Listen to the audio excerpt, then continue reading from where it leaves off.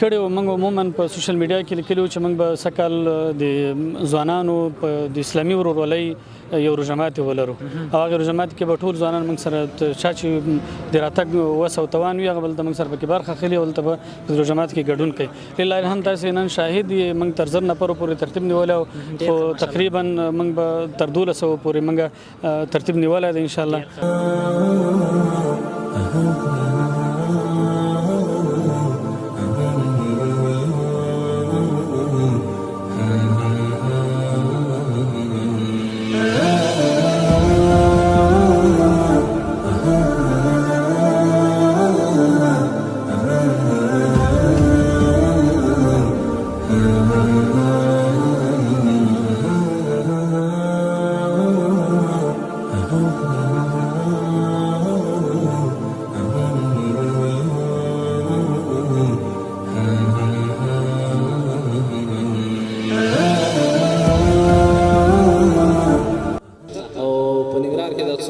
فرهنګي فکری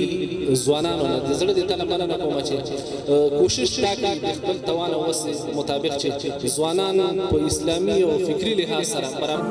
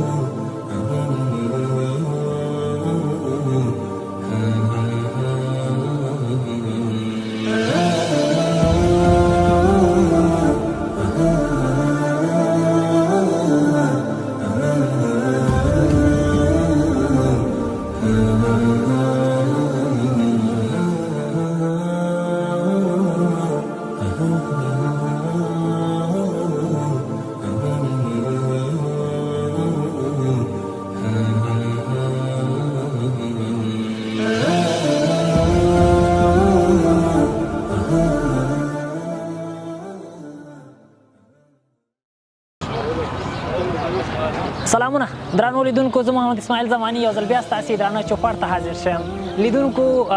راغلي وو ننګرهار ولایت ته چې د ننګرهار ولایت د اطلاعات فرهنګ په مشرۍ د ننګرهار فرهنګپاله ځوانانو لخوا نه په ننګرهار کې ډله ییز روژه ماتې چمتو شوی دی چې تقریبا د 1200 کسانو لپاره دغه روژه ماتې په نظر کې نیولی. د دې ځي مختلف فرهنګپاله او د دې ځي هغه خواږه او فعاله ملګري ځوانان به راځي همدې ته روژه ماتې دپاره تر څو د هیواد یو ښه تصویر په ګډه سره وړاندې کړي،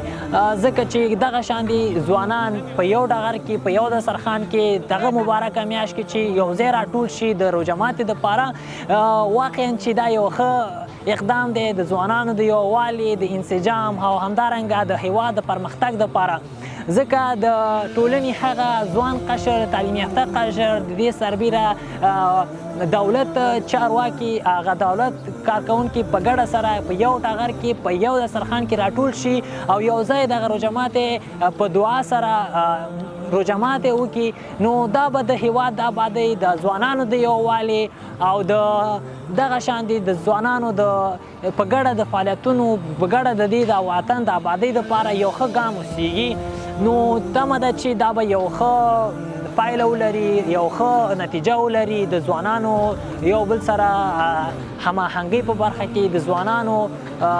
یو بل سره د انسجام په برخه کې او بل د ځوانانو د امیریت د ننګرهار د اطاعت فرهنګ دا یو ښه ګام دی وروسته له دې چې د خوست کې لومړی دغسې اقدام وشو د ډله ییز روژه ماتي او بیا دوهم قدم کې لومړي ځل دپاره په ننګرهار کې دا ډله ییز روژه ماتي رامنځته شو چې انشاءالله موږ راغلي یو دي ډله ییز روژه ماتي ته چې ځوانان څه پیغام ځان سره لري او بل اړخ ته دغه به څومره خوندور روژه ماتي چې موږ لومړي ځل دغه خپلو درنو هیوادوالو سره ګل ګل ځوانانو سره یو ځای روژه ماتي به لرو لیدونکو تر پایه پورې موږ سره پاتې شي او دغه یو ښکلی مراسم یو ښکلی روژه ماتي چې د روژې په میاشت کې دا 15 روژه ده چې ډېر د خوشحالۍ ورځ هم ده دغه شان دي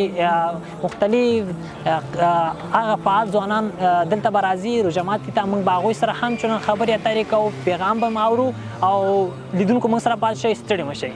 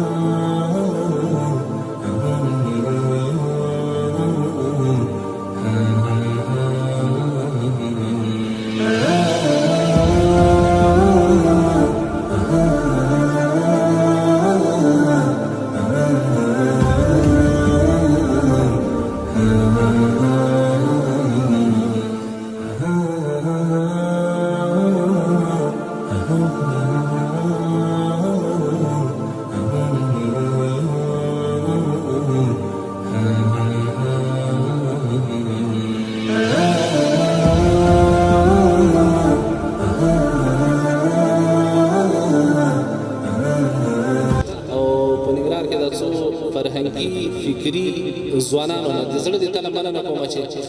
کوشش وکړي د خپل توان او وس مطابق چې ځوانان په اسلامي او فکری لحاظ سره برابر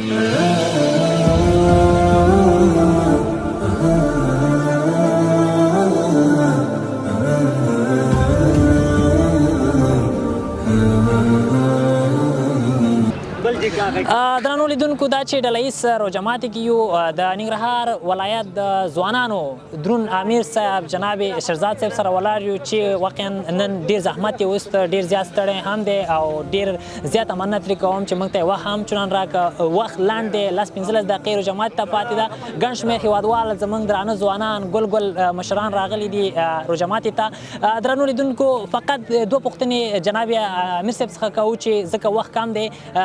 امیر صاحب خاص دی خیر والسلام خوشاله خدای دې لاره په دې هیله چې ستړی شوی نه اوسېږي نن ورځ ستړی خو شته الله دې خوشاله خدای دې ستړی مه شئ امیر صاحب که لومړي سره کې راته ووایي امیر صاحب دغه شان دي ډله ییز پروګرامونه که رامنځته شي د تاسې رهبرۍ لاندې د ځوانانو د انسجام د همدغه د قومونو ترمنځ د انسجام په برخه کې څومره مفید تمامېږي نو دا خو ظاهره او څرګنده خبره ده چې څومره سره نږدې کېږو هماغه عمر ترمنځ واټن ختمېږي هماغه عمر مینه او محبت زیاتېږي هماغه عمر یووالی پیدا کېږي د دغې ټولو د دفاع او د یووالي لپاره د یو بهترین لاره بالکل تاسې دغه ځوانان مو تاسې دعوت کړي وو که نه تاسې که دا خپله راغلي دي نه موږ دعوت کړي وو موږ عموما په سوشل میډیا کې لیکلي وو چې موږ به سږ کال د ځوانانو په د اسلامي ورورولۍ یو روژه ماتي ولرو او هغه روژه ماتي کې به ټول ځوانان موږ سره چا چې د راتګ وس او توان وي هغه به دلته موږ سره پکې برخه اخلي او دلته به په روژه ماتي کې ګډون کوي لله الحمد تاسې نن شاهد یې موږ تر 1000 نفرو پورې ترتیب نیولی او خو تقریبا موږ به تر 1200 پورې موږ ترتیب نیولی دی انشاءالله او ځوانان راغلي دي په ګډ تعداد باندې مسؤلین ملګري هم راغلي دي نو دغه ماته د خوشحالي خبره ده چې د نظام او د ولس خلک او هغه څوک چې په وظیفو کې دي که نظامي دي او که دغه د ملکي بستونو کې دي او زموږ عام ولس ولسی خلک سره په یو ځای او په یو درسترخوان باندې او د ورورولۍ په فضا کې او د خوشحالۍ او د امن په فضا کې روژه ماتي کوي. دا د خوشحالۍ ځای دی. ډېر زیاته مننه رئیس صاحب. خدای دې لره خوشحاله اوسي. خدای مو لره. سلامات اوسئ.